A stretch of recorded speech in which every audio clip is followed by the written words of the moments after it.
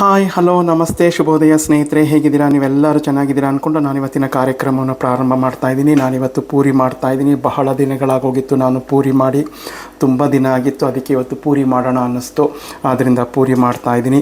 ನೋಡಿ, ಈ ಒಂದು ಕಪ್ಪಿನ ಅಳತೆಯಲ್ಲಿ 3 ಕಪ್ ನಾನು ಇದು ಗೋಧಿ ಹಿಟ್ಟನ್ನು ತೊಗೊಂಡಿದ್ದೀನಿ. ನೀವು ಅಂಗಡಿಯಿಂದ ತಂದಿರೋದಾದರೂ ಪರವಾಗಿಲ್ಲ, ಮನೆಯಲ್ಲೇ ಮಾಡಿಸಿರೋದಾದರೂ ಪರವಾಗಿಲ್ಲ. ಈ ಗೋಧಿ ಹಿಟ್ಟಿಗೆ ನಾನು 1.5 ಸ್ಪೂನಷ್ಟು ಸಕ್ಕರೆ ಹಾಕ್ಕೊಂಡಿದ್ದೀನಿ. ನಿಮ್ಮ ಹತ್ರ ಸಕ್ಕರೆ ಹುಡಿ ಇದ್ದರೆ ಅದನ್ನು ಬೇಕಾದ್ರೂ ಹಾಕ್ಕೊಳ್ಳಿ. 1 ಚಿಟಿಕೆ ಅಡಿಗೆ ಅರಿಶಿನ ಹಾಕಿದ್ದೀನಿ. ಇಲ್ಲಿ ನಾನು ಉಪ್ಪನ್ನು ಬಳಸ್ತಾ ಇಲ್ಲ, ಯಾಕೆಂದರೆ ನಾನು ಸೈಡ್ ಡಿಶ್ ಏನು ಮಾಡ್ಕೊಂಡಿರ್ತೀವಿ ಅದರಲ್ಲೇ ಉಪ್ಪಿನ ಅಂಶ ಇರೋದ್ರಿಂದ ನಾನು ಈ ಉಪ್ಪನ್ನು ಇಲ್ಲಿಗೆ ಬಳಸ್ತಾ ಇಲ್ಲ. ಇದನ್ನು ನಾನು ಪೂರಿ ಮಾಡೋ ವೀಡಿಯೋಗಳೆಲ್ಲ ಅಪ್ಲೋಡ್ ಮಾಡಿದ್ದೀನಲ್ಲ, ಅದರಲ್ಲೆಲ್ಲ ನಾನು ನಿಮಗೆ ಹೇಳಿದ್ದೀನಿ. ನಮ್ಮ ದೇವಸ್ಥಾನದಲ್ಲಿ ಅಡುಗೆ ಭಟ್ರು ರಾತ್ರಿ ತಂಗದಾಗ ಬೆಳಗ್ಗೆ ಹೊತ್ತು ಅವರಿಗೆ ಈಸಿ ಆಗುತ್ತೆ ಅಂತ ಪೂರಿ ಮಾಡ್ಕೋತಾ ಇದ್ದರು. ಆವಾಗ ನಾನು ಕೇಳಿದೆ, ಅವರು ಹಿಟ್ಟಿಗೆ ನೀವು ಉಪ್ಪನ್ನು ಹಾಕಬೇಡಿ, ಹಾಗೆ ಸಕ್ಕರೆ ಹಾಕಿ ಕಲಸಿ ಅನ್ನೋರು. ಹಾಗೆ ನಾನು 2-3 ಸರಿ ಮಾಡಿದ್ದೆ, ತುಂಬ ಚೆನ್ನಾಗಿ ಬಂದಿತ್ತು. ಈಗ ಅದೇ ರೀತಿ ನಾನು ಮಾಡೋದು ಮನೆಯಲ್ಲಿ, ಅದನ್ನೇ ನಿಮಗೂ ಸಹ ಶೇರ್ ಮಾಡ್ತಾಯಿದ್ದೀನಿ.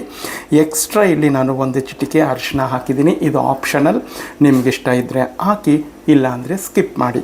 ಈಗ ಸ್ವಲ್ಪನೇ ನೀರನ್ನು ಹಾಕ್ಕೊಂಡು ನಾನು ಇದನ್ನು ಸ್ವಲ್ಪ ಸ್ಮೂತಾಗಿ ಕಲಿಸ್ಕೊತೀನಿ. ಚಪಾತಿ ಹಿಟ್ಟಿಗಿನ್ನ ಸ್ವಲ್ಪ ಸ್ಮೂತಾಗಿ ಕಲಿಸ್ಕೊಂಡು ನಂತರ ನಿಮಗೆ ಶೇರ್ ಮಾಡ್ತೀನಿ.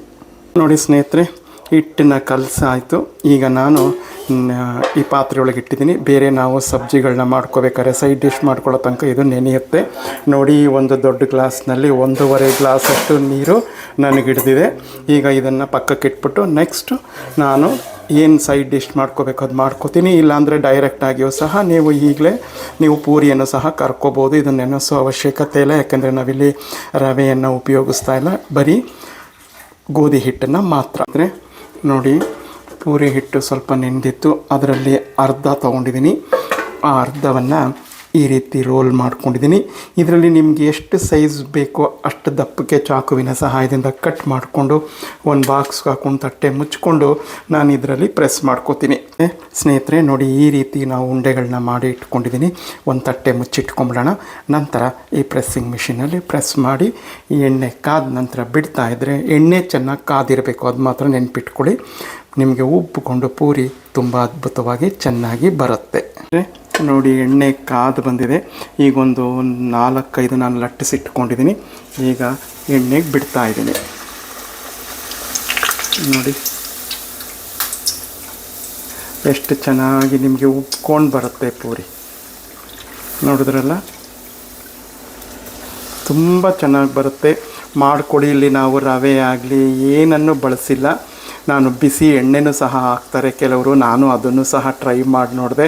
ಬಟ್ ಹಳೆಯ ಗಂಡನ ಪಾದವೇ ಗತಿ ಅಂತ ಮುಂಚೆ ನಾನು ಯಾವ ರೀತಿ ಮಾಡ್ತಾಯಿದ್ದೆ ಅದೇ ರೀತಿ ಹದದಲ್ಲೇ ನಾನು ಮಾಡ್ಕೋತಾ ಇದ್ದೀನಿ.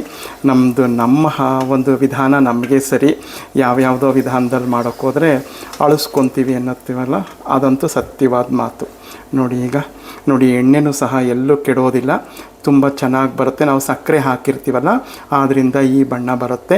ಅಯ್ಯೋ ಸೀದೋಯ್ತು ಅಂದ್ಕೋಬೇಡಿ, ತುಂಬ ಚೆನ್ನಾಗಿರುತ್ತೆ ಪೂರಿ. ಮೃದುವಾಗಿ ತಿನ್ನೋರಿಗಂತೂ ಅದ್ಭುತವಾಗಿರುತ್ತೆ. ಹಲ್ಲಿಲ್ಲದೆ ಇರೋರು ಸಹ ತುಂಬ ಚೆನ್ನಾಗಿ ತಿನ್ಬೋದು. ನೋಡಿ ಸ್ನೇಹಿತರೆ, ರೆಸ್ಟೋರೆಂಟ್ಗಿನ್ನ ಹೋಟೆಲ್ಗಿನ್ನ ತುಂಬ ಚೆನ್ನಾಗಿ ನಾವು ಮನೆಯಲ್ಲೇ ದುಂಡು ದುಂಡಾದ ಪೂರಿಯನ್ನು ಮಾಡ್ಕೋಬೋದು. ಮಾಡೋ ವಿಧಾನ ಸಂಪೂರ್ಣವಾಗಿ ತೋರಿಸಿದ್ದೀನಿ, ನೀವು ಮಾಡ್ಕೊಳ್ಳಿ. ಬರೀ ಗೋಧಿ ಹಿಟ್ಟು ಮಾತ್ರ, ಸಕ್ಕರೆ ಮಾತ್ರ ನಾನಿಲ್ಲಿ ಉಪಯೋಗಿಸಿರೋದು. ಉಪ್ಪಾಗಲಿ, ಚಿರೋಟಿ ರವೆ ಆಗಲಿ, ಎಣ್ಣೆ ಆಗಲಿ ಏನನ್ನು ಉಪಯೋಗಿಸ್ದೆ ಮಾಡಿದ್ದೀನಿ. ತುಂಬ ಚೆನ್ನಾಗಿ ಬರುತ್ತೆ.